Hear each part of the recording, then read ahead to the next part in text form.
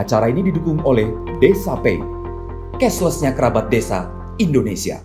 Jadi usaha rumah makan ini dimulai dari tahun 70 yang pada saat itu kami menumpang di rumah kakek kami di sebuah gang sempit di Jalan Kebon Siri.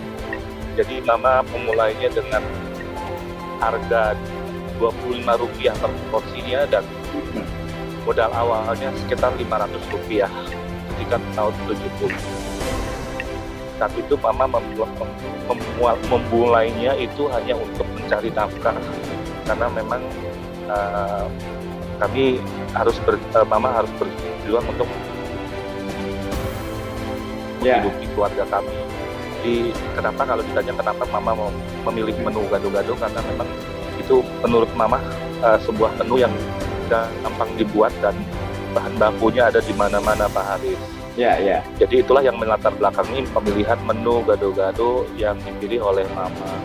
Kemudian karena di tahun 70 itu pelanggan kami juga tetangga-tetangga sekitar rumah kami yang notabene penghasilan juga mirip-mirip, Pak.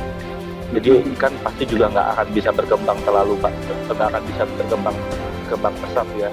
Jadi ketika itu ada cicinya mama yang mengajak berkolaborasi untuk memindahkan usaha mama itu di Jalan Wahid Hasim di garasi. Jadi om saya kebetulan punya usaha furniture, Pak, untuk membuat lemari, kursi, meja. Nah di situ ada garasi yang tidak terpakai, akhirnya diberikan kepada mama saya dan tante saya berjualan Chinese food, nasi goreng, digoreng. Mama saya memilih menu makanan Indonesia tradisional. Jadi akhirnya mama saya memutuskan untuk berkolaborasi. Jadi mama mengambil menu makanan gado-gado, nasi rames, ketoprak, rujak dan sebagainya.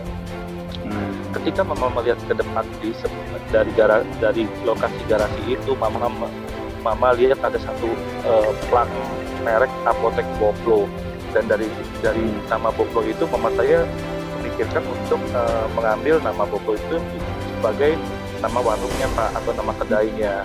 Dan nama Boplo itu ternyata setelah lambat laun kita mendengar dan kita pikir nama pasar sapi dari tulisan Buffalo gitu loh, Buffalo gitu loh, Pak. Ternyata itu nama Belanda ya, Pak ya?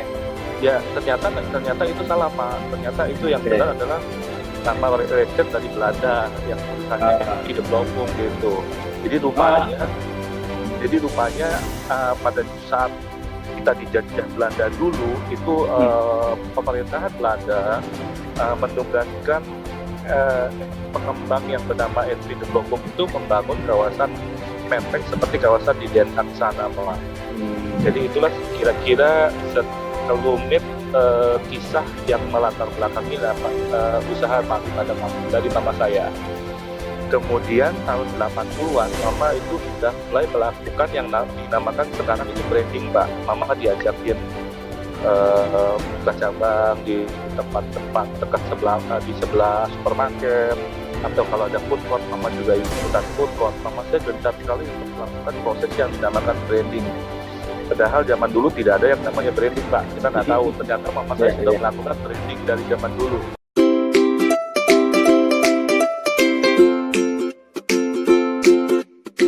Dapatkan kabar baik dan kebaikan desa dan perdesaan hanya di TV Desa News. Unduh aplikasinya segera.